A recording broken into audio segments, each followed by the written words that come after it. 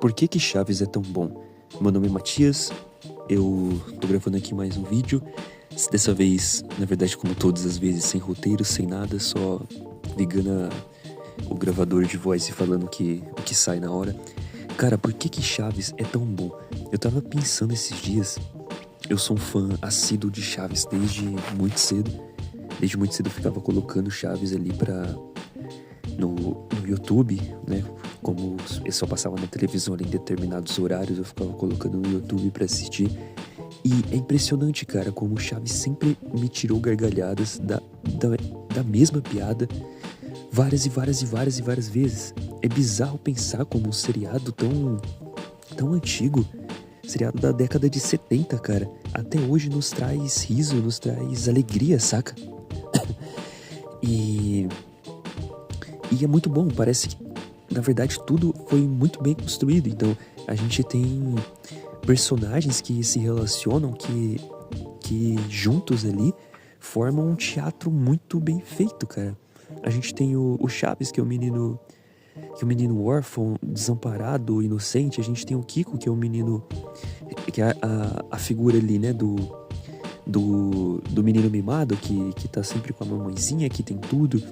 A gente tem a figura ali da Chiquinha, que é a menina travessa. Então, eu acho, cara, que causou uma grande identificação ali com o público brasileiro, muito em decorrência de ser parecido mesmo. Quem não conhece, cara, eu mesmo quando mais novo, eu ficava fazendo essas comparações na minha cabeça, saca? Eu me comparava muito com Chaves por ser inocente e por ser muito pobre. Não que isso tenha mudado radicalmente hoje, mas eu me comparava muito por conta disso. Eu tinha um vizinho que na minha cabeça ele era o Kiko, ele era até bochechudo, é engraçado, que é a figura do vizinho que tem tudo. Eu invejava ele muito por ter os melhores brinquedos, por ter o melhor computador, sabe? Por ser superior ali financeiramente do que eu, e por isso ter as vantagens ali em questão de grana.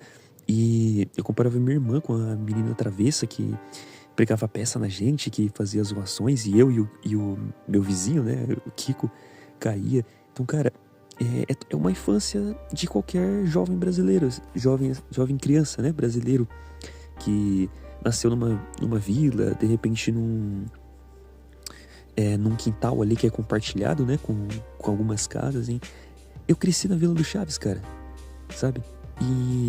E é muito bizarro quando tu pensa que o negócio que faz tanto tempo, ele se tornou tão atemporal, saca? Eu fico pensando se no futuro as crianças vão se identificar da mesma forma que eu me identifiquei. Do jeito que estão as coisas hoje, né? O filho nasce e cresce grudado ali no... Pelo menos essa é a percepção que eu tenho hoje das coisas, né? As crianças, elas crescem ali grudadas no telefone, no celular, não saem pra fazer nada. E são muito reclusas, né, ali, ou ficam só no TikTok, saca? Provavelmente pode ser que isso cause uma ruptura ali com essa identificação que a minha geração teve com o Chaves, né? E mudando de alhos para bugalhos aqui, cara, eu queria falar muito sobre o conteúdo que é inédito de Chaves.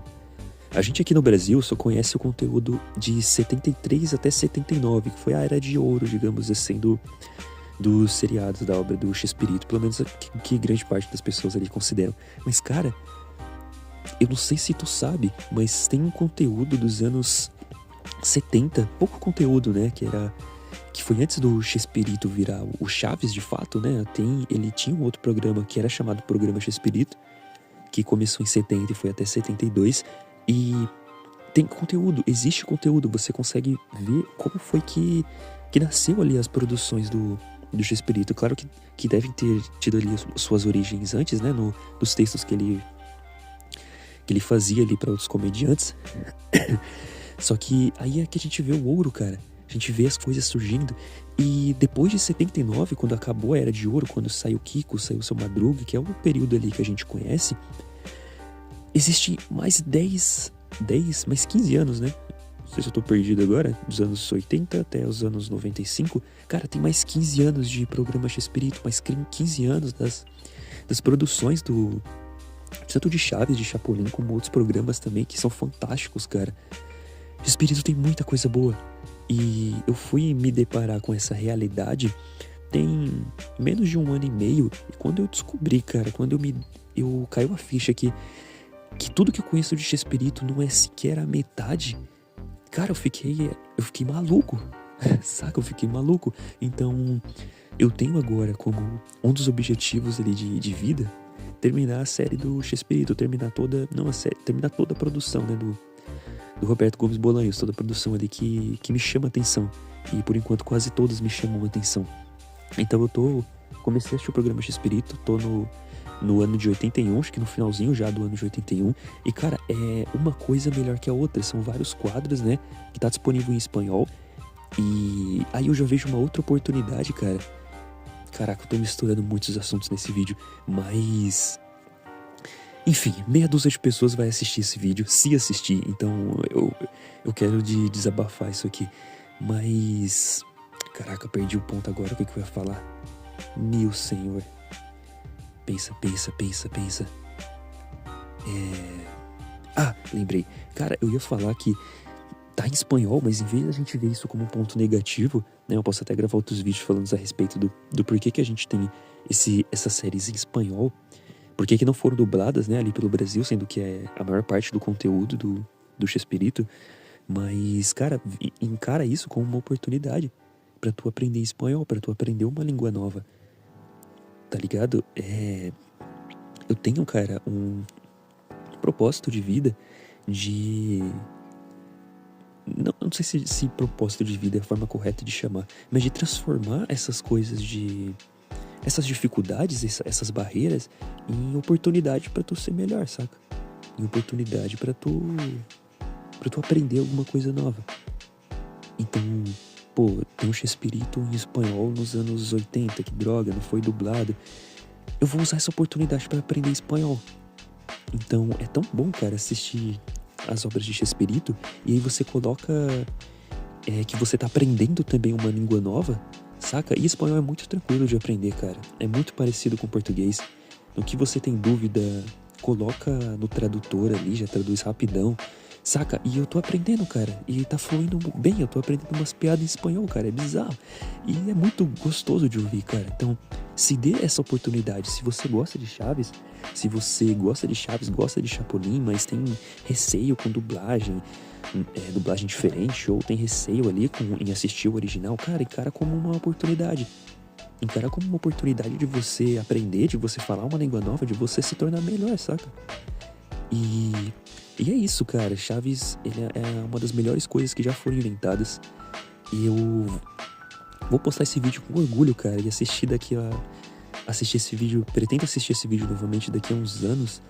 E enquanto eu estiver assistindo ainda Chespirito, porque com o trabalho e todas as responsabilidades, né, ali que a gente adquire na vida adulta, provavelmente eu só vou terminar de assistir Chespirito, sei lá, cara, nos meus 30 anos. Então, ainda tem muita coisa pela frente, cara, e eu tô bem empolgado pra continuar assistindo toda essa obra maravilhosa. Então, resumindo, por que Chaves é tão bom? Porque ele é simples, porque ele causa identificação ali com as pessoas, porque ele tem um humor que é genuíno, não é nem que é um humor infantil, um humor inocente. Não tem muita coisa inocente no humor de Chespirito, mas é um humor atemporal, que você não precisa ser de uma determinada região, de um determinado contexto para entender o que está sendo dito, saca? É uma coisa atemporal. Se você fala português, espanhol, ou essas línguas relacionadas, né? Você vai entender, você vai gostar do conteúdo, saca? Então, é por isso que eu acho Chaves tão bom.